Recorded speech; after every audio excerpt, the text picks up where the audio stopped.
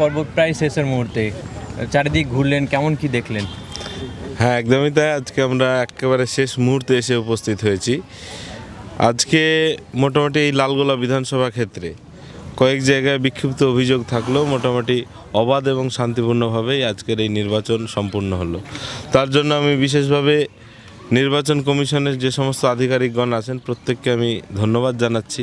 সমস্ত ভোটকর্মী এবং যারা নিরাপত্তারক্ষী থেকে শুরু করে যে সমস্ত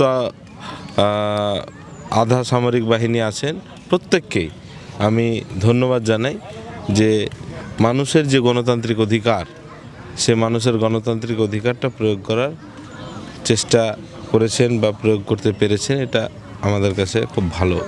কোনো কোনো জায়গায় এরকম অভিযোগ উঠছিল যে একরকমভাবে এক জায়গায় ভোট আর এক জায়গায় চলে যাচ্ছে, এটা নিয়ে কী বলবেন? হ্যাঁ, আমরা এটা দেখুন, বরাবরই প্রত্যেকটা নির্বাচনেই কিছু না কিছু একটা অভিযোগ থাকে, অভিযোগ উঠে আসে, সেই অভিযোগের ভিত্তিতে আমরা তদন্ত করা হয়।